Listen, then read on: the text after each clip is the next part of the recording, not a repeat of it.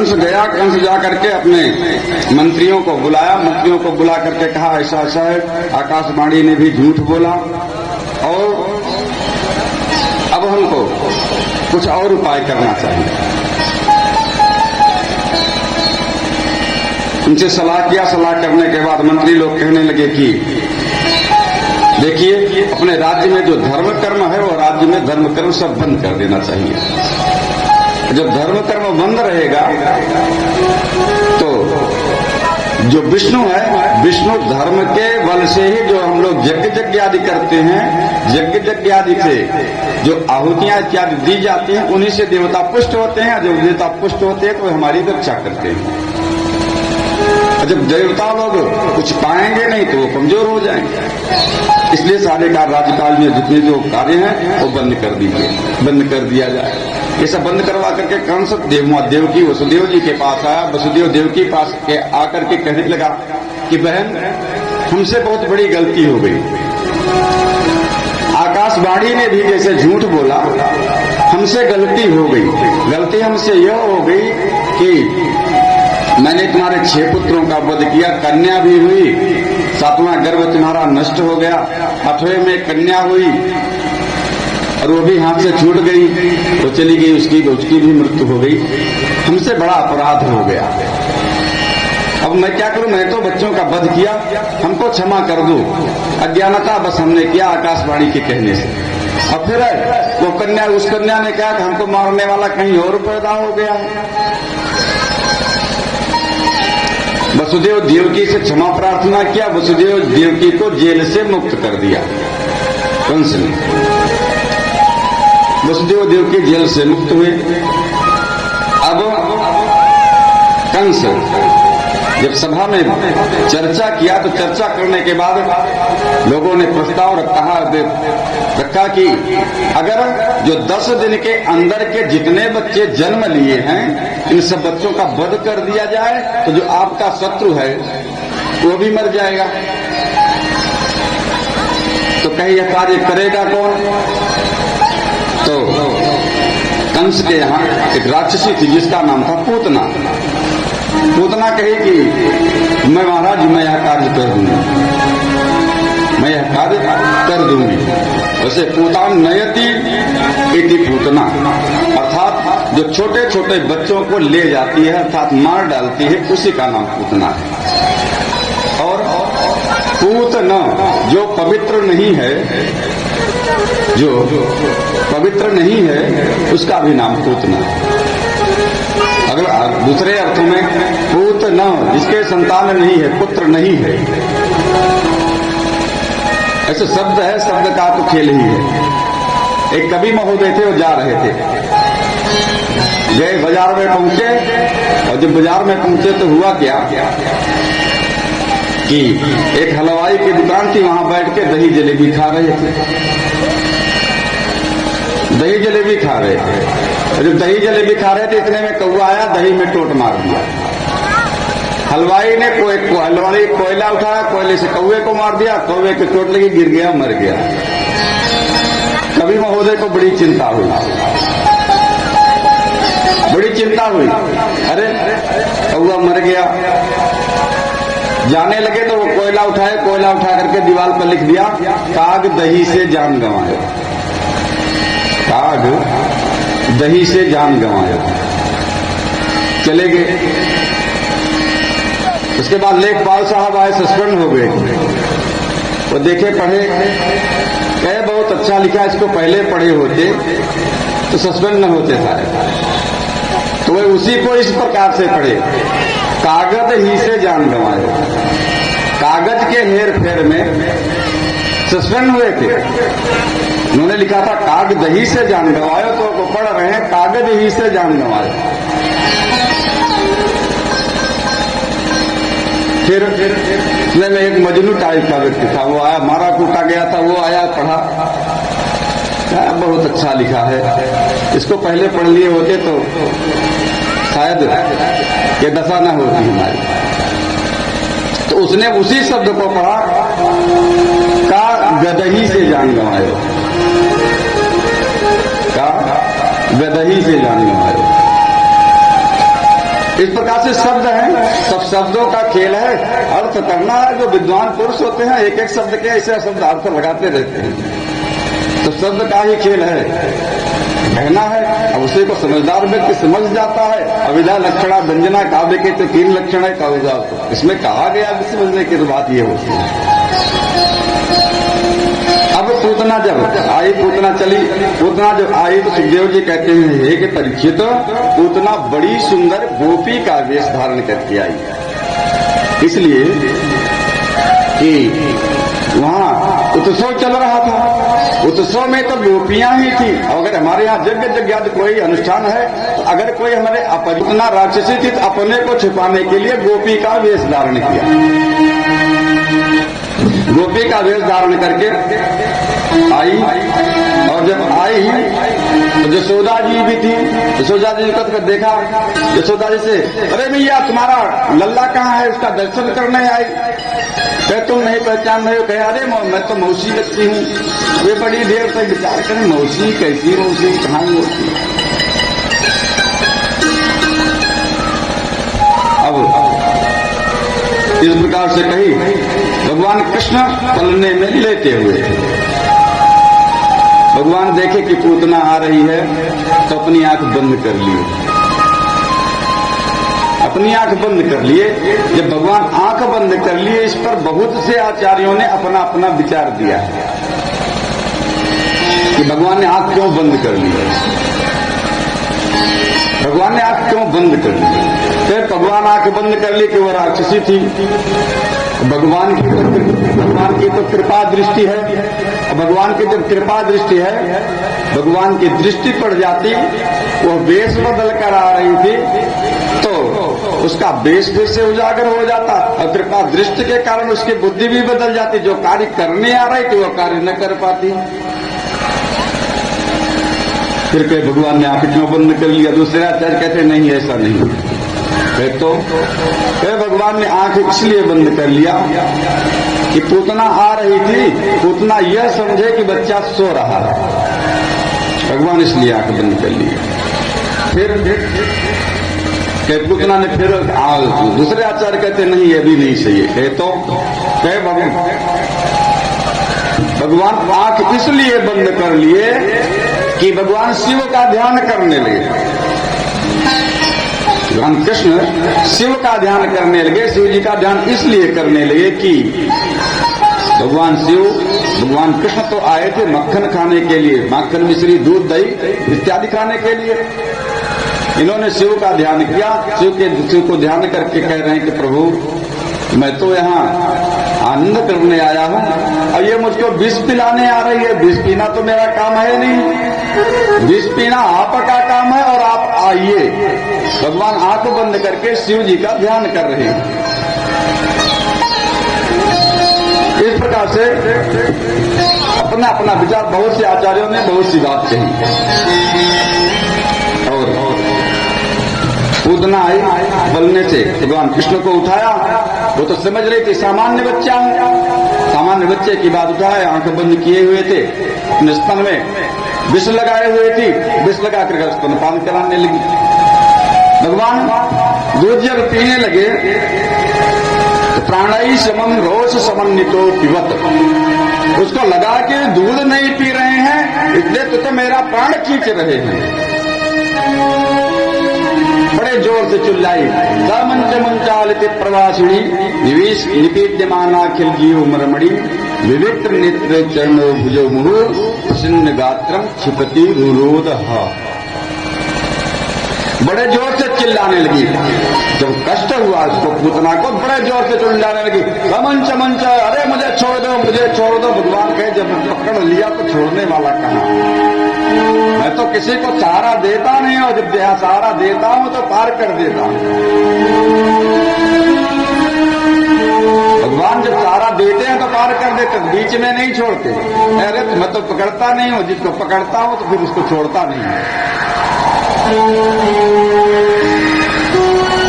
सुखदेव जी कहते हैं परीक्षित वो इस प्रकार से चिल्लाई, उसके आंख उसकी निकल आई, उसके हाथ पैर बड़े जोर जोर से कांपने लगे और पूरा शरीर पसीना पसीना हो गया। जब पूरा शरीर पसीना पसीना हो गया, भगवान कृष्ण सोचे अगर यह मर जाएगी यहाँ तो गलत होगा। भगवान कृष्ण वहां से उछले और पूतना के सहित बाहर गए। और जब पूतना फिर अपने स्वरूप में आ गई, सुखदेव जी कहते हैं कि हे परीक्षित, वह पूतना जाकर के गिरी। जब पूतना जाकर गिरी तो 6 कोस में जितने पेड़ पौधे थे, 6 कोस में जितने पेड़ पौधे थे सब नष्ट हो गए। इतनी बड़ी लंबी पूतना थी। अब कहते हैं कि इतने लंबे पूतना के कान तो लग रहा था जैसे कोई गुफा उफा है, नाक भी गुफा के जैसा ऐसे दिखाई दे रहे थे। पूतना इतनी बड़ी, अब जब 6 कोस लंबी होगी 18 किलोमीटर होता है। यहां से ज्यादा नहीं तो हमारा घर तो हो ही जाएगा। तो 18 किलोमीटर तक के सारे वृक्ष नष्ट हो गए, पूतना गिरी। इधर नंद बाबा, जब इनको संतान हुए तो नंद बाबा कर देने के लिए अपने कुछ साथियों के साथ मथुरा गए, कंस को कर देने के लिए।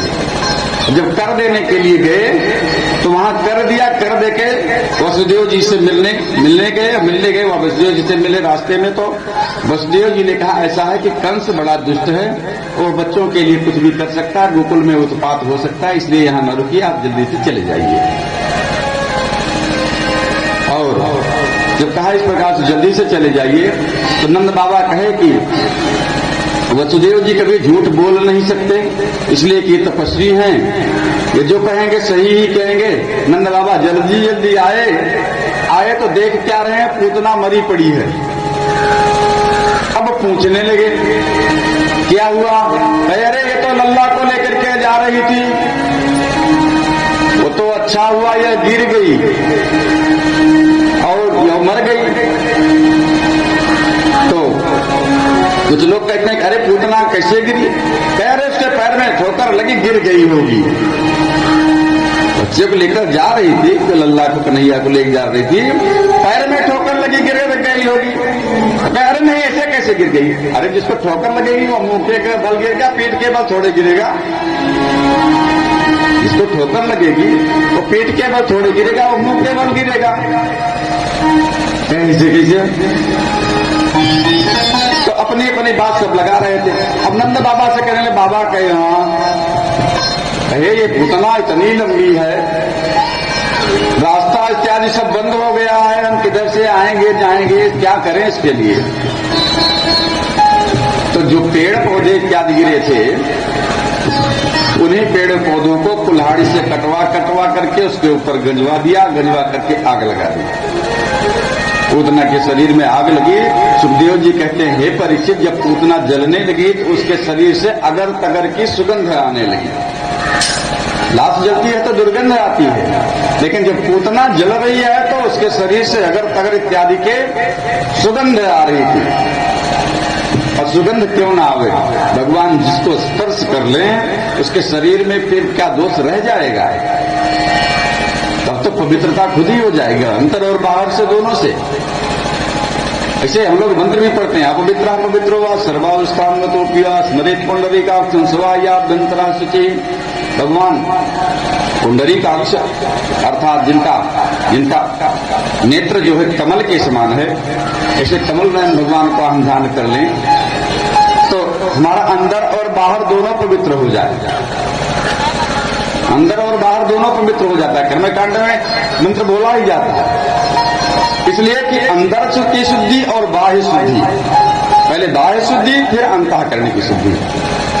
जब पहले से हम स्नान इत्यादि करते हैं, वस्त्र इत्यादि पहनते हैं तो बाह्य शुद्धि हो जाती है, आत्मन इत्यादि करके हम अंतःकरण की शुद्धि करते हैं। भगवान का स्पर्श हो जाए या भगवान के भजन में निरंतरता बन जाए तो अंतःकरण की शुद्धि के बाद फिर बाह्य शुद्धि की आवश्यकता नहीं रह जाती। लेकिन अगर निरंतरता बन जाए तो आत्मा, लेकिन ये नियम आत्मा राम के लिए है, हम लोगों के लिए नहीं है। बोल वृंदावन बिहारी लाल पूतना की जब मृत्यु हो गई तो यह पूतना राजा बलि की पुत्री रत्नमाला थी। हम पहले कथा में बता चुके हैं। रत्नमाला जब भगवान बलि को छलने गए थे वामन भगवान, तो रत्नमाला उनकी पुत्री यह सोच रही थी, बड़ा सुंदर बच्चा है, अगर मेरा बच्चा होता मैं इसको दूध पिलाती। वही जब बलि को बांध लिए भगवान, तो वही कन्या कह रही है, वही रत्नमाला सोच रही कह रही है, अरे ये मेरा पुत्र होता, मेरा बच्चा होता तो मैं इसको दूध में ही जहर पिला देती, ये मर जाता। भगवान कहे ठीक है, यह भी पूरा हो जाए। भगवान उसी वचन को पूरा करने के लिए रत्नमाला दूसरे जन्म में पूतना हुई, बल की पुत्री। बोलिए वृंदावन बिहारी लाल की। अब जब पूतना का वध हुआ तो कंस ने शकटासुर को भेजा। जब शकटासुर को भेजा, शकटासुर आया इधर, भगवान कुछ बड़े हो गए थे। भगवान एक दिन भगवान कृष्ण लेटे हुए थे, लेटते लेटते करवट बदल लिए। लेटे थे, लेटे लेटे करवट ले लिए। जब करवट ले लिए तो माँ यशोदा देखी, बड़ी प्रसन्न हुई, कहीं वाह, अरे आज तो हमारा बच्चा करवट ले लिया। ऐसे सभी माताएं प्रसन्न होती कि आज बच्चा करवट ले लिया। आप देखो तरह तरह चले लागे, अभी जल्दी उल्टे बकनैया करवट लिए। माँ यशोदा बड़ी प्रसन्न हुई, तुरंत बुलाया, अरे सखियों आ जाओ, आज फिर से उत्सव हो। बढ़िया चकाचक करवट बदलने की माताएं तो इससे उत्सव प्रिय होती हैं, और माताएं उत्सव प्रिय होती हैं। साथ साथ एक बात और है, मंदिर में भी नित्य उत्सव होना चाहिए। मंदिर की सार्थकता भी तभी है, मंदिर बन जाना तो अच्छा है, लेकिन मंदिर में अगर उत्सव इत्यादि नहीं होता रहता है तो उसकी महत्ता धीरे धीरे कम हो जाती है। अब जब भगवान आ गए हैं, साक्षात आनंद आए हैं, सुखदेव जी ने पहले ही वर्णन किया, नंदस आत्मत उत्पन्नो जातो ह्लादो महामना, उनके आनंद उत्पन्न हुआ, साक्षात आनंद ही आए। भगवान का तो आनंद स्वरूप है, रस स्वरूप है, और रस स्वरूप जब आनंद ही स्वयं आ गया है नंद वसुदेव जी के यहाँ, नंद बाबा के यहाँ, यशोदा जी के यहाँ, तो नित्य आनंद क्यों ना हो। बुलाया सखियों को, गाओ, बढ़िया चकाचक आनंद हो। आप सखियां सब इकट्ठा हो गई, और सखियां इकट्ठा हो गई, नाच गाना बजाना सब होने लगा। जब नाच गाना बजाना होने लगा तो एक छकड़ा था, बैलगाड़ी। जब बैलगाड़ी थी तो उसी में भगवान कृष्ण के पलने को लटका दिया। उधर शकटासुर आया, शकटासुर गाड़ी के रूप में था। अब सोचा कि अच्छा है, मैं वध कर दूंगा कृष्ण का, बच्चे का वध कर दूंगा। अब वध करने के लिए जब आया तो भगवान कहे, वाह, मौसी आई तो मौसी जी तो चली गई है, मामा जी आए हैं। मामा जी कैसे यहाँ से आ रहे हैं भाई, सब मामा के यहाँ तो मामा ही होते हैं, मामा नाना नहीं होंगे कौन होंगे। अपने ननिहाल में जाएंगे तो किसी को मामा नाना तो बुलाएंगे, चाचा दादा बुलाएंगे किसी को। तो ये ननिहाल जाए, चला मौसी गई तो मामा आए, कहे कि चलो भाई ठीक है आओ। अब जब आए तभी वो शकटासुर उसी गाड़ी पर सवार हुआ। भगवान ने अपने एक लात का प्रहार किया, बड़े तेज से उसको लगी। वो गाड़ी का हर्षा जो था वो टूट करके ऐसे नीचे गिरा। अब बीच में कृष्ण, बड़े तेज से आवाज हुई। जब आवाज हुई तो यशोदा मैया दौड़ करके आई, देखी तो गाड़ी टूटी हुई थी, भगवान कृष्ण बीच में। फिर भगवान की बड़ी कृपा हुई कि हर्षा ऊपर नहीं गिरा, अगर ऊपर गिरा हुआ तो पता नहीं क्या होता। भगवान ने बड़ी कृपा की कि मेरे बच्चे की रक्षा कर ली।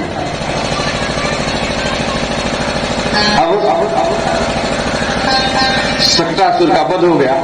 जब शकटासुर का वध हुआ, शकटासुर का वध होने के बाद तृणावर्त आया। तृणावर्त को कंस ने भेजा।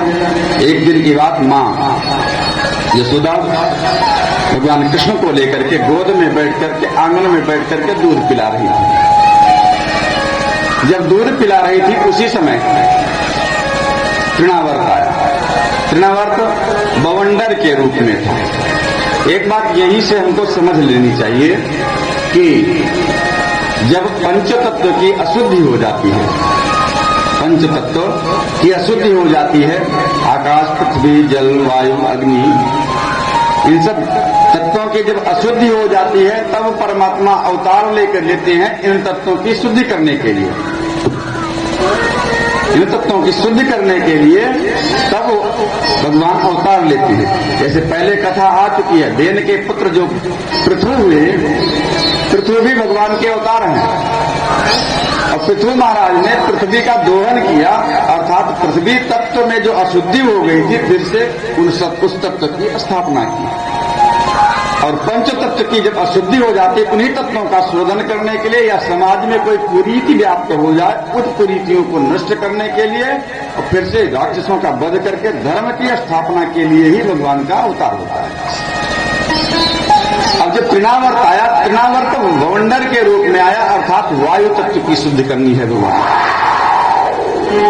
वायु तत्व की शुद्धि करनी है भगवान को। अब तृणावर्त भवंडर के रूप में आया भगवान कृष्ण यशोदा जी की गोद में।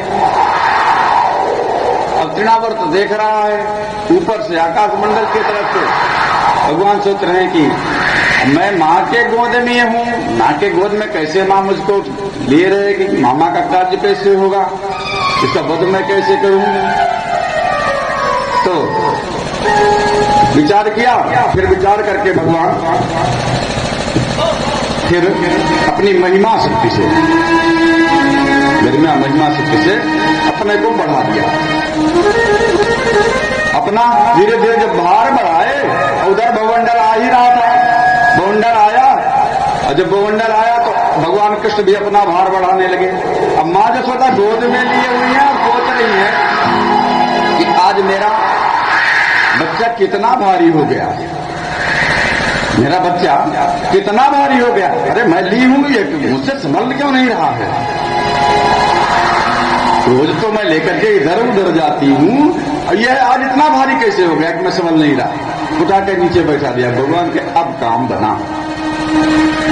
तब तक तृणावर्त आया, भगवान को उठाया, भगवान तो जाना ही चाह रहे थे, उठाया ले गया और ले जाकर के रास्ते में भगवान कृष्ण गला पकड़ लिया, धीरे धीरे दबाने लगे। दबाए फिर तृणावर्त का उद्धार हो गया। बोले वृंदावन बिहारी लाल की। सुखदेव जी कहते हैं कि हे परीक्षित, मुहूर्ता भवत गोष्ठम रजसा तमसा वृता। जब परीक्षित, हे परीक्षित, जब वह तृणावर्त आया तो 2 घड़ी के लिए पूरे गोकुल में रजसा तमसा वृता, अर्थात रज और तम, कुछ अंधेरा छा गया। अंधेरा छाने के साथ ही धूल हो गई, रज माने धूल हो गई, जिसके कारण से पूरा अंधेरा हो गया। दूसरे अर्थों में रजसा तमसा वृतम, दूसरे अर्थों में रजसा तमसा वृतम का अर्थ होता है कि जब रजोगुण और तमोगुण, रजोगुण और तमोगुण दोनों अधिक हो जाते हैं तो सतोगुण को वह ढक लेते हैं। जैसे सभा में रजोगुणी और तमोगुणी लोग अधिक मात्रा में बैठे हों या नास्तिक लोग ही एक सभा में बैठे हों, तो इसमें एक सात्विक व्यक्ति अगर आ जाएगा तो उसका वो सम्मान नहीं करेंगे, उसकी भी बात दबा दी जाएगी, चाहे जैसे बलपूर्वक या अस्वीकार करके। उसी प्रकार से जब तृणावर्त आया तो रजसा तमसा वृतम, रजोगुण और तमोगुण के कारण सतोगुण को ढक दिया। अर्थात जब रजोगुण तमोगुण की वृद्धि हो जाती है तो ज्ञान समाप्त हो जाता है। इसलिए व्यक्ति को सतोगुणी होना चाहिए। सतोगुण के तो बहुत सारे लक्षण हैं, सतोगुण के बहुत सारे लक्षण। सतोगुण के सतोगुण आहार करना चाहिए, अपनी ही कमाई का भोजन करना चाहिए, शुद्ध सात्विक अन्न करना चाहिए, खाने में भी तो शुद्धता होनी चाहिए, और जो बना रहा उसके भी भाव की भी शुद्धि होनी चाहिए। तो अब पूरे भगवान ने तृणावर्त का उद्धार किया, तृणावर्त का उद्धार किया। सुखदेव जी कहते हैं, हे परीक्षित, जब तृणावर्त का वध हो गया तो नंद बाबा ने 1 लाख गाय 10 लाख मोहर, 1000 रत्न और 1 लाख वस्त्र ब्राह्मणों को दान किए, इसलिए कि मेरा पुत्र भगवान की कृपा से बच गया। अरे तमाम उत्पात हो रहे हैं, पूतना से, तृणावर्त से, शक्टासुर से, तमाम प्रकार से अपशकुन जब हो रहे हैं तो इसके लिए कुछ उपाय किया जाए। जब हम कष्ट में होते हैं तब सोचते हैं कि हाँ हमको कुछ उपाय किया करना चाहिए, इसका निवारण हो, कोई आगे कष्ट ना हो तो इसके लिए कुछ उपाय करना चाहिए। और नंद बाबा ने इस प्रकार से दान किया। और जो तृणावर्त था, सुखदेव जी कहते हैं हे परीक्षित, तृणावर्त जो था यह पांडु देश का राजा था। यह स्त्रियों के साथ रेवती नदी में स्नान कर रहा था। और रेवती नदी में जब स्नान कर रहा था उसी समय दुर्वासा जी उधर से आए। और जब दुर्वासा जी आए तो इसने न प्रणाम किया न तो सम्मान किया। दुर्वासा जी कहे देखे और देख करके कहने लगे, करे दुष्ट, तुझको जैसे अपने देह का भान ही नहीं है, अपने देह का भान ही नहीं है, कौन आ रहा है कौन जा रहा है इसका तो ज्ञान होना ही चाहिए। और तुम देह का भान तुझको नहीं है, या मैं तुझको श्राप देता हूं कि तू देह रहित हो जा। दुर्वासा के श्राप के कारण पांडु देश के राजा सहस्राक्ष ही दूसरे जन्म में तृणावर्त हुए। बोले वृंदावन बिहारी लाल की। अब नामकरण संस्कार की बात आई। नामकरण संस्कार की बात आई तो वसुदेव जी के पुरोहित गर्गाचार्य जी से वसुदेव जी ने कहा कि आप चले जाइए, हमारे पुत्र का जो है नामकरण करवा दीजिए। श्री बलराम का भी जन्म हुआ था, कृष्ण का जन्म हुआ था, लेकिन यह रहस्य उन्होंने नहीं बताया कि कृष्ण मेरे ही संतान है, कृष्ण मेरी ही संतान है। वसुदेव जी ने इस बात को नहीं बताया गर्गाचार्य जी से और कहा जाइए हमारे पुत्र का नामकरण कर दीजिए। इसलिए कि रोहिणी के गर्भ से बलराम जी का तो जन्म हुआ था और रोहिणी वसुदेव जी की ही पुत्री के पुत्र थे, रोहिणी उनकी पत्नी थी। अब जब गर्गाचार्य जी को भेजा और गर्गाचार्य जी आए, नंद बाबा मिले, नंद बाबा देखे बड़े प्रसन्न हुए। अरे गर्गाचार्य जी आप आए, वे तो बड़े सौभाग्य की बात, हमारे बच्चों का जरा भविष्य देखिए कैसा है। कहीं नाम क्या है, कहीं अभी तो नाम ही नहीं रखा। जब नाम नहीं रखा तो हम भविष्य क्या देखें। अरे भाई किसी ज्योतिषी के पास जाएंगे, वो समय की गणना से राशि नाम इत्यादि निकालेगा, राशि नाम निकाले करके ग्रहों की स्थिति परिस्थिति की गणना करके तब तो फलादेश करेगा, ऐसे थोड़े कहेगा। जब नाम ही नहीं कैसा मैं फलादेश करूं भैया, क्या बताऊं इसके भविष्य के बारे में। कहे कि तो आप नामकरण कर दीजिए। हाँ मैं नामकरण कर दूं, लेकिन मैं तो यदुवंशियों का पुरोहित हूं और यह बात अगर कंस को पता चल गई तो मेरा वध करवा देगा। कहे एक कार्य करो तो मैं नामकरण करवा सकता हूं। कहे क्या? कहे देखो तुम लोग उत्सव छोटी छोटी बात में ही उत्सव मनाने लगते हो, उत्सव मत मनाओ, उत्सव मत बनाओ, धीरे से अपने बच्चे को गौशाला में लेकर आओ, ही गौशाला में चुपके से नाम रख देता हूं और बच्चे का भविष्य जो है वह बता देता हूं। अच्छा ठीक है। अब यह बात यशोदा जी को रोहिणी जी के पास संदेश गया कि आप धीरे से दोनों बच्चों को लेकर के आइए और गौशाला में वही नामकरण संस्कार हो जाए, किसी को पता न चले। अब जब सुनी यशोदा जी जब सुनी तो कहीं कि महात्मा जी पंडित जी आए हैं और हमने इनके बारे में सुना है कि बड़े ज्ञानी हैं, और ज्ञानी है तो इसकी क्यों न परीक्षा ले ली जाए, ज्ञानी है तो इसकी क्यों न परीक्षा ले ली जाए। अब जब परीक्षा लेने के लिए क्या किया कि रोहिणी जी को कृष्ण जी को दे दिया और रोहिणी के जो बलराम जी पुत्र थे, रोहिणी के पुत्र को अपने खुद स्वयं ले ली, अदला बदली कर दी। और अदला बदली करके जब लेकर के आए, गर्गाचार्य जी देखे, दोनों बच्चों को देखे तो देखते रह गए, इनकी समाधि लग गई। जब समाधि लग गई, बड़ी देर हो गई बैठे बैठे, अब कुछ बोल नहीं रहे। अब माताएं सोच रही हैं, कुछ अच्छा सा नाम सोच विचार कर रहे होंगे, अभी बताएंगे बताएंगे बताएंगे। बहुत देर तक प्रतीक्षा की। अरे महात्मा, अरे पंडित जी क्या हुआ, अभी इतनी देर हो गया, कुछ बोल नहीं रहे। अरे हैं, पता नहीं शरीर है नहीं, इनके प्राण है कि नहीं है। बड़े कुछ बुलाया जो से, फिर ध्यान इनका जब मुंह, अरे नाम कर, अच्छा अच्छा अच्छा अच्छा, मैंने नाम सोच लिया। कहे नाम सोच लिया? कहे हाँ। अब जसोदा जी के गोद में रोहिणी के पुत्र उधर इशारा करके कह रहे हैं, अयम ही रोहिणी पुत्रो रमयन सुहृदय जनई। यह जो है तुम्हारे गोद में जो है, यह तो रोहिणी का पुत्र है, यह रोहिणी का पुत्र है, और इसके द्वारा सभी लोग आनंदित होंगे, इसके कार्य से सब लोग प्रसन्नचित रहेंगे, और यह लोगों में रमण करेगा, उनको आनंद देगा। इसके लिए इसका नाम राम होगा। और बलाधिक्यात बलम विदुर, इसके खूब बल होगा, इसलिए इसका एक नाम बल भी होगा। और कुछ लोग दोनों नामों को एक साथ जोड़ करके बलराम कहेंगे। बलराम जी का नामकरण संस्कार हुआ। अब कृष्ण का नंबर आया, उनको देखे देखे के अच्छा देखे कहीं एक कृष्ण पक्ष में पैदा हुआ,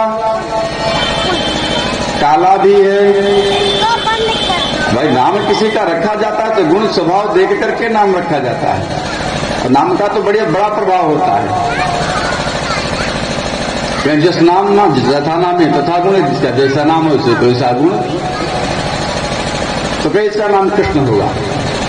उसे कृष्ण शब्द का अर्थ होता है कृष्ण भूवाचका शब्द से निवृत्तिवाचका तयोरैक्यम पर ब्रह्म कृष्ण मित्याभिधीयते।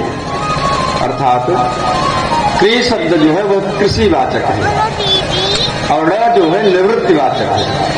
जैसे किसान खेती करता है, खेती में बीज बो देता है, और जब फसल तैयार हो जाती है फिर से उसको काट करके अपने यहाँ घर ले आकर के रख देता है। ठीक उसी प्रकार से भगवान कृष्ण संपूर्ण सृष्टि की संरचना करते हैं। जब तक इनको आनंद खेल करना होता अपना खेल करते हैं सृष्टि में, और फिर जब चाहते हैं तो फिर से उसको बटोर करके अपने घर में रखते हैं। इसलिए इसका नाम कृष्ण हुआ। और कहने लगे, लेकिन एक रहस्य की बात मैं बता रहा हूं तुमको। नंद बाबा से कहने लगे, नंद बाबा एक रहस्य की बात बताऊं? ये बताइए। कि रहस्य की बात यह है कि जिसको अभी तुम अपना पुत्र समझ रहे हो, ये तुम्हारा पुत्र नहीं है, ये भी वसुदेव जी का ही पुत्र है। ये भी वसुदेव का ही पुत्र है, लेकिन इसको तुम ही जानो और मैं जानू, और कोई न जाने। नंद बाबा कहे ठीक है। और उसके बाद फिर कहते हैं, बहूनि सन्ति नामानि रूपाणि च सुतस्यते गुणकर्माण रूपाणि तन्वाहम वेद नो जना। तुम्हारा यह जो पुत्र है इसके बहुत से नाम होंगे। भाई मैं कितना नाम हो, जितने नाम होंगे तो सारा नाम तो मैं बता नहीं सकता, कितने कितने नाम होंगे। नाम कैसे होंगे?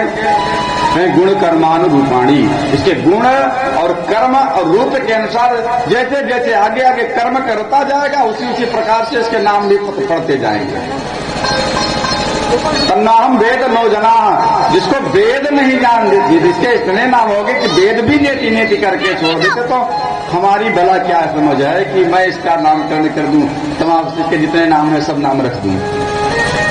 अब नामकरण कर दिया। नामकरण करके अपने घर गए, जा करके अपनी पत्नी पूर्णमासी जी से कहे, गर्गाचार्य जी की पत्नी पूर्णमासी, बोले वृंदावन बिहारी लाल की जय। तो पूर्णमासी से जाकर के बताए, यारे मैं तो नंद गांव गया था, वहां नंद बाबा के यहाँ 2 पुत्र हैं, बड़े सुंदर है, वो तो साक्षात परब्रह्म हैं। अरे उनका स्वरूप देख लेने पर उनको छोड़ने का मन नहीं करता। जो सुंदरता का वर्णन किया, अब पूर्णमासी तुम विचार कर रहे, मैं भी दर्शन कर लेती तो कितना अच्छा होता। और माँ पूर्णमासी बढ़िया सजी दजी सजद के आई नंद बाबा के यहाँ। यशोदा जी देखी, बड़ी प्रसन्न हो गई। अरे भाई गुरु माता आ गई। जब गुरु माता आई प्रसन्न हुई, सेवा सत्कार किया। सत्कार करने के बाद देखी, मैं तो तुम्हारे पुत्रों का दर्शन करने आई, ले आ दिखा, देखिए बड़ी प्रसन्न हुई। कहीं हाँ, अरे जैसा कह रहे थे महाराज जी वैसा ही है। अच्छा अब मैं चलूंगी। यशोदा मैया कहने लगे, अरे मैया इतने समय के बाद आई हो, बहुत दिन के बाद आई हो, और आई हो तो ऐसे कैसे जाओगी? अरे कुछ भोजन वोजन करके तब जाओ, कुछ सेवा का अवसर तो दो। जब इस प्रकार से कहा, अच्छा ठीक है, कुछ व्यवस्था करो, मैं बनाऊं खाऊंगी। अब बनाने खाने का जो समय आया, सारी व्यवस्था की बनाई और बना करके फिर भोग लगाया। तदीयम वस्तु गोविंद तुभ्यमेव वो समर्पित प्राण सम्मुखो भूत्वा प्रसिद्ध परमेश्वर। अब तो गोविंद तो वहां से हम आए ही हैं उनके घर ही, यशोदा जी के घर। तब तक भगवान आए, भगवान आकर के थाली में हाथ लगा दिया तो आंख खोली तो देखी गोविंद। अब पूर्णमासी जी भड़क गई, अरे यशोदा तुम अपने बच्चे को संभाल नहीं सकती, बच्चे ने भोजन भी उठा कर दिया, अब मैं कैसे खाऊं? अब मैया यशोदा आई, पांव पकड़ लिया, अरे माता जी गलती हो गई, कोई बात नहीं, एक बार मैं फिर से व्यवस्था करती हूं, पुनः बना दीजिए, छोड़ दीजिए मत भोजन के लिए। फिर से कुछ व्यवस्था किया, फिर व्यवस्था किया, फिर से थाली में परोसी, फिर आंख बंद की, जैसे भोग लगाई। नियम है कि हम आंख बंद करके भगवान के स्वरूप का ध्यान करके ही भोग लगा देना चाहिए। और संत पुरुष कहते हैं कि जितनी देर में हम 8 बार भगवान का नाम लेते हैं, भगवान उतनी देर में भोजन कर लेते हैं। हम आंख बंद करके 8 बार भगवान का नाम लिए, उतनी देर में भगवान ने भोजन कर लिया। अब फिर से जब भोग लगाई, आंख बंद की, आंख बंद करके फिर कहें तो दियम वस्तु गोविंद, भगवान ये तो आपकी वस्तु है, मैं आपको ही समर्पित कर रही हूं। सम्मुख होकर के इसका ग्रहण कर रही है। अब भगवान जब हैं, अगर नया हुए तो भी गलत, आए तो फिर स्पर्श किए, उठा लिए गिलास, तब तक फिर आंख खोली तो फिर देखी। कह यशोदा ऐसा है तुम हमको खिलाना नहीं चाहती हो, अगर खिलाना ही चाहती तो अपने बच्चे को पकड़ के रखती, मैं चली जा रही हूं, अब नहीं भोजन करूंगी। अब यशोदा मैया पैर पकड़ ली, मैया बहुत बड़ी गलती हो गई माता जी, अच्छा अब की बार मैं इसको कमरे में बंद कर देती हूँ, बाहर से ताला लगा दूंगी, अब इसको नहीं निकलने दूंगी, कुछ बना खा लीजिए। अच्छा ठीक है, लाओ जल्दी से खिचड़ी बना लेता। खिचड़ी बनाई, फिर से बनाई, फिर भोग लगाई, भगवान सोचते हैं बार बार भोग लगाती हैं, मैं जाता हूँ तो खाती भी, प्रसाद भी नहीं लेती। अब फिर बुलाए तो भगवान कहे अब मैं यहीं हूँ, नहीं जाऊं, घर में ही है, तो भी भगवान आ गए वहां से, फिर से थाले के अंदर से भी निकल के आए और उठाया, एक गिलास उठा करके मुंह में डाल लिया। डाल लिया तो देखा तो जिस स्वरूप का ध्यान लगा करके भोग लगा रही थी, वही स्वरूप साक्षात सामने दिखाई पड़ा। जब वही स्वरूप साक्षात सामने दिखाई पड़ा, अरे मां पूर्णमासी बहुत गदगद हो गई कि जिस प्रभु को मैं अब तक दर्शन करने के लिए लाई थी, उसकी पूजा पाठ इत्यादि कर रही थी, मैं तो समझ ही नहीं रही थी कि वही प्रभु यहां आ गया है। बड़ी प्रसन्न हुई, भगवान को प्रणाम किया, फिर प्रसाद लिया, प्रसाद लेकर के मां यशोदा से अनुमति प्राप्त की। मां यशोदा ने प्रणाम किया, तो दान दक्षिणा दे करके सम्मान पूर्वक विदा किया। बोले वृंदावन बिहारी लाल की। अब भगवान श्री कृष्ण अपने की अवस्था कुछ बड़ी हो गई, तो इनके कुछ मित्र, इष्ट मित्र हो गए, इष्ट मित्रों के साथ भी खेलने लगे। और जब खेलने लगे तो जो वहां की स्त्रियां थी, गोपियां इत्यादि, उन गोपियों का भी मन हर्षित करते, आनंदित करते। अरे भाई बच्चा छोटा है, कुछ अवस्था में गलती भी करेगा तो लोग प्रसन्न होते हैं। लेकिन अब तो आज का वो समय नहीं रहा।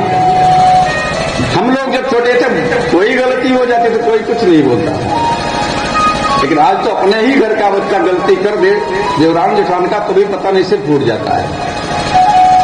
पहले तो पता नहीं क्या क्या हो जाता था, कुछ नहीं बोलते थे। हाँ, हमारे दूर के बाबा लगते थे, मैं बहुत छोटा था तो उनके घर जाता तो चौका पे पिसाब रखा होता, तो छेद करके उससे बैठ जाता और दूध मांगता। जब तक दूध नहीं पिला देती तब तक मैं वहां से नहीं आता। ठीक, अब आज अगर किसी का बच्चा ऐसे कर दे तो मारा भी जाए, उसके बाद झगड़ा भी हो जाए, बोलचाल तब से बंद। तो प्रेम धीरे धीरे समाप्त हो गया। स्वार्थ जो है, निजी निजी स्वार्थ, व्यक्तिगत स्वार्थ, जो धन की इच्छा है, आज के जैसे संपन्नता तो नहीं थी आज के 20 साल पहले, बहुत दिन की बात नहीं, 20-25 साल पहले इतनी संपन्नता नहीं थी, इतना धन नहीं था, लेकिन जो प्रेम था वो प्रेम अब नहीं है, बहुत दिन नहीं हुआ। जो सामंजस्य था वो सामंजस्य अब नहीं रहा। अब भगवान श्री कृष्ण एक दिन खेल रहे थे, और खेलते खेलते क्या हुआ, कीचड़ था, उसी कीचड़ में गिर गए। जब कीचड़ में गिर गए, माँ जसोदा देखी, माँ जसोदा कहने लगी, अंका विषक्त सकला वयम विलोक्य दामोदरम बदती कोपवसात यशोदा तम सुकरो पति जन्मनो कुत जन्मना सुकरा रे इत्युक्त स्मृति मुखो बदने मिरारे। अरे अरे अरे तू किस जन्म का सुअर है? देखा मिट्टी लग गई, कीचड़ में गिर गए। कीचड़ में गिरे तो जब माँ यशोदा बड़े प्रेम से मुस्कान हंस करके कह रही हैं कि अरे तू किस जन्म का सुकर है रे? तो सुअर का काम है कीचड़ में लौटना, और तू भला किस जन्म का सुकर है कि जो सुअर की तरह आचरण कर रहा है? भगवान कह रहे हैं कि माँ तुमने तो बहुत अच्छा पहचाना तो बहुत सही, इसलिए कि मैं जो मेरा प्रथम अवतार हुआ था वो सूकर के रूप में, बरा भगवान के रूप में ही अवतार हुआ है, भगवान का प्रथम अवतार। भगवान कह रहे बड़े प्रसन्न था अंदर से, अरे माँ तूने तो बहुत पहले से पहचान लिया कि मेरा तो पहला अवतार सूकर का ही हुआ था। फिर भगवान कृष्ण अपने गोप मंडली के साथ एक मंडली बनाए जिसका नाम रखा बाल गोपाल चोर मंडली, जिसका नाम रखा बाल गोपाल चोर मंडली। भैया चोर मंडली जब बनी तो कहे इसका सरगना कौन होगा? कोई सरगना बनने के लिए तैयार नहीं, जो सरगना बने मारा जाए। भाई मुखिया कौन बने? कहे कि अब लोगों ने न्यूज क्या, अगर मंडली